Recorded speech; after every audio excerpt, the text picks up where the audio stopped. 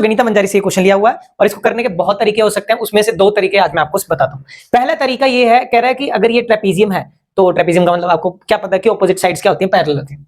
ये non parallel side है trapezium की। एक पहला तरीका तो ये है कि आप यहाँ पे ए परपेंडिकुलर ड्रॉ कर दो, क्योंकि हमें पता है कि फॉर्मूला तो हमारा यही होता है ट्रेपीजियम को फाइंड करने का, एरिया कि हाफ पैरेलल साइड का सम करो और डिस्टेंस बिटवीन देम करो, यही हुआ। दूसरा तरीका जरूर देख कर जाना, मैं बताऊंगा। तो ये 20 है और ये 40 है, तो उस हिसाब से अगर मैंने यहाँ पे परपेंडिकुलर ड्रॉ कर दिया तो ये भी क्या हो जाएगा, तो ये एक रेक्टेंगल की तरह बन जाएगा। क्या बन जाएगा बेटा, एक रेक्टेंगल की तरह बन जाएगा।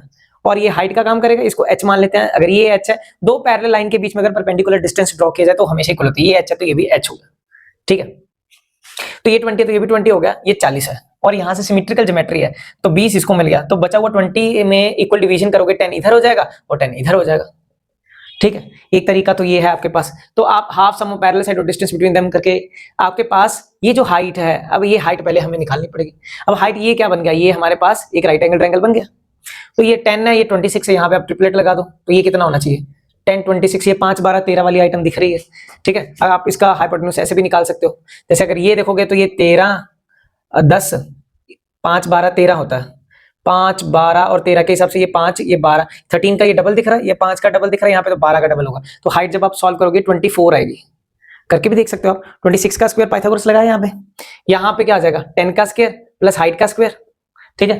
तो 26 का छेद 676 होता है, 10 का स्क्वायर 100 होता है, तो ये इसमें से माइनस कर दो, 576 हो गया। हाइट कितना आ गया रूट ऑफ 576 और ये कितना होता है 24। तो यहाँ पे क्या आ जाएगा, आपको एरिया ट्रेपीजियम निकालना है तो यहाँ पे 24 2 12 और ये कितना हो गया 60 हो गया और 12 6 72, तो 720 सेंटीमीटर स्क्वायर आपका आंसर होगा। एक तरीका तो ये होगा।